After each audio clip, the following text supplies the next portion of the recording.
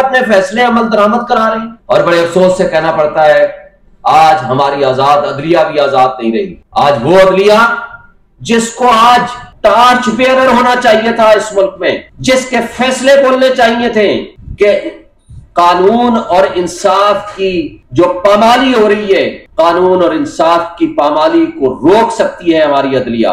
कानून और इंसाफ की बालादस्ती के लिए उनको रोल अदा करना चाहिए, ना कि इदारों की डिक्टेशन के ऊपर हमारी आजाद अदलिया खामोश रहे या कंप्रोमाइज कर ले। तो ये सबसे बड़ा मैं समझता हूं कि हमारे मुल्क के लिए, हमारी कौम के लिए और हमारे निजाम इंसाफ के लिए मुश्किल तरीन मरहला है कि आज एक साबिक प्राइम मिनिस्टर, एक वाहिद शख्सियत फेडरेशन की अलामत, उम्मत मुसलमान का सबसे बड़ा लीडर, जहां पूरी दुनिया के लोग इमरान खान की तरफ देखते हैं, उसको उम्मीद की निगाह से देखते हैं और लोग पाकिस्तान की आवाम उनको एक उम्मीद की निगाह से देखती है और उनके ऊपर भरोसा करती है। और इन मुख्तदर तबकों और हलकों और इस कंप्रोमाइज्ड मुतासिब जज ने, हुमायूं दिलावर ने, उनको एक वन साइडेड एक्स पार्टी सजा दे दी। ना सिर्फ ये, एक तरफ कहते हैं शवायद नहीं लाते, भाई जब हम कहते हैं लिस्ट ऑफ विटनेसेस हमारी मुकर्रर करो, हमारे गवाह आने दो, वो कहते हैं नहीं आने देंगे। हम कहते हैं हमारी बहस सुन लो, वो कहते हैं नहीं करने देंगे। और आमिर फारूक साहब के ऊपर जब हमने नो कॉन्फिडेंस किया और उसकी एक नहीं 20 मिसालें हमारे पास मौजूद है, लेकिन उसके बावजूद वो कहते हैं नहीं, केस भी मैं सुनूंगा और आपके पास कोई राइट ऑफ हियरिंग भी नहीं दूंगा। तो ये काबिल अफसोस है, हमें हमारा उनसे बड़ा एहतराम का रिश्ता है।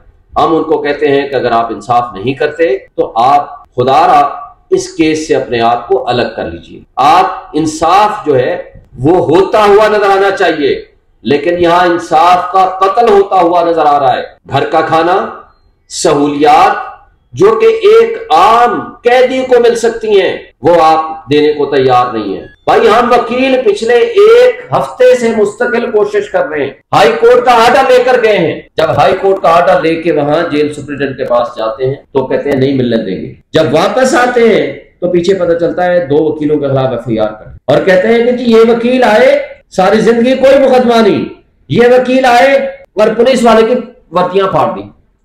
भाई ये कमाल है, वहां हजारों की तादाद में आपकी पुलिस है, 2 निहत्ते वकील जाते हैं अपने क्लाइंट से मिलने और आपकी पुलिस की वर्दी फाड़ देते हैं और आप उनको आराम से वापस आने देते हैं। और जो वकील हमारा पहले दिन मिलके आया उसको FIA ने एक झूठी किस्म की नोटिस दे के इंक्वायरी के लिए बुलाया और उसको 8 घंटे के लिए महबूस रखा, हिप्स से बेजा में रखा और उनको ऐसे ऐसे सवालात किए कि जो हम कहते हैं कि ये हमारे अखलाकी, कानूनी और आईनी जो हमारी जिम्मेदारियां हैं उसमें इंटरफेरेंस की है। फिर उसके बाद जो हमारे सीनियर वकील ख्वाजा हारिस साहब जो इस केस को लीड कर रहे हैं, तोशाखाना के केस को, फिर उसको अगले दिन नोटिस कर दिया कि आप आए जी, हम आपसे सवाल करेंगे। बात यह है कि एक मुतासिब शख्स जिसने मीडिया की मौजूदगी में एडमिट किया है कि ये फेसबुक पे मैंने पोस्टें लगाई हैं इमरान खान के खिलाफ,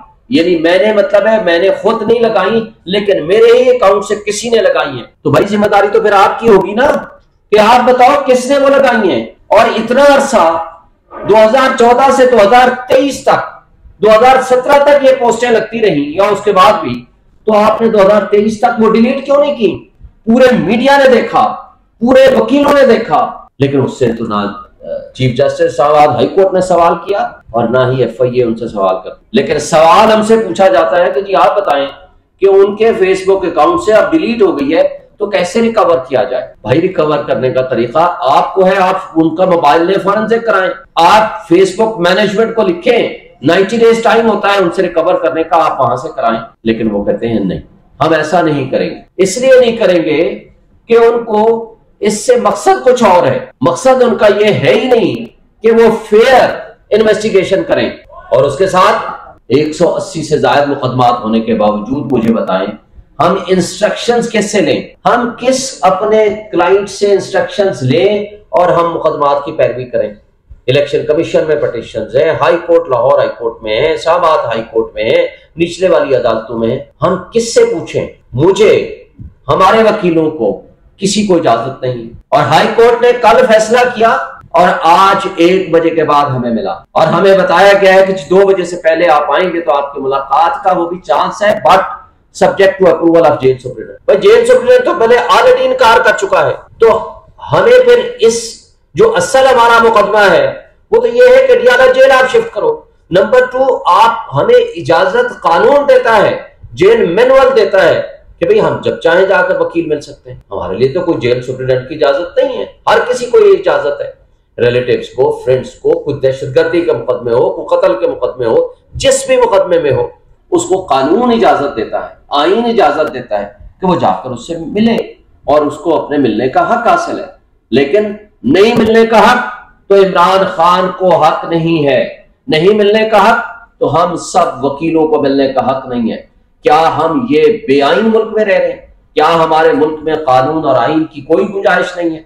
क्या अदलिया हमारी इतनी कंप्रोमाइज और इतनी कमजोर हो चुकी है कि उनके पास अपने फैसलों को अमल दरामद करने का के लिए उनके पास ताकत और पावर नहीं है? लेकिन एक बात मैं वाज़ेह कर दूं कि इमरान खान आज भी फौलाद और चट्टान की तरह डट के खड़ा है। तमाम तर इस फाशिस्ट इन हुकूमतों और इदारों की हरकतों के बावजूद और उनके इस तरह के गैर आईनी और गैर कानूनी इकदाम के बावजूद, और ना वो मुल्क से भागा, उसके ऊपर कातलाना हमले हुए, ना वो लंदन गया, ना वो दुबई गया, और ना इंशाअल्लाह वो आइंदा इस तरह हरकत करेगा ना जाएगा। अवाम आज भी पीटीआई के साथ खड़ी है, इमरान खान के साथ खड़ी है, और अवाम का जो फैसला है फ्री एंड फेयर इलेक्शंस, हम ये मुतालबा करते हैं कि वो होना चाहिए, विद इन टाइम होना चाहिए, और ताकि अवाम अपने फैसले अपने हाथ में लें। एक स्ट्रॉन्ग डेमोक्रेटिक गवर्नमेंट आएगी तो हमारे माशी मसाइल हल होंगे, और न सिर्फ माशी बल्कि हमारा मुल्क तरक्की करेगा। वरना जिस अंदाज से इंपोर्टेड हुकूमत लाई गई थी, आज साइफर लीक होने के बाद यह बात साबित हो गई कि इमरान खान ने एब्सोल्युटली नॉट का नारा लगाकर इक्तदार से हटकर इज्जत कमाई, और जिन लोगों ने पीडीएम की जमातों ने बेगर्स आर नॉट चूजर्स का नारा लगाकर इस मुल्क में जो जुल्म रवा रखा और इक्तदार लिया, आज वो सब निगो हुए और उनके सामने साइफर के कंटेंट सामने आ गए हैं, और सबको ये पूरी दुनिया को समझ आ गया है कि किस तरह ये हुकूमत उल्टी गई थी और किस अंदाज और किस तरह से वो लोग यहां काबिज हुए थे। आज उस फाशिस्ट हुकूमत का आखिरी दिन था, यानी उनके प्राइम मिनिस्टर साहब का, बाकी तो 2 दिन पहले चले गए थे। मैं समझता हूं कि ये आज कम से कम हमें इस हद तक छुटकारा हासिल हुआ है, और हम उम्मीद रखते हैं कि अगले फ्री एंड फेयर इलेक्शन कराएं। और इनके दोगला पॉलिसी आप देखें, सेंसस का बहाना करते हैं, 30 अप्रैल को वो खत्म हो गया और उन्होंने उस वक्त नोटिफाई नहीं किया, ना सीसीआई की मीटिंग बुलाई। क्या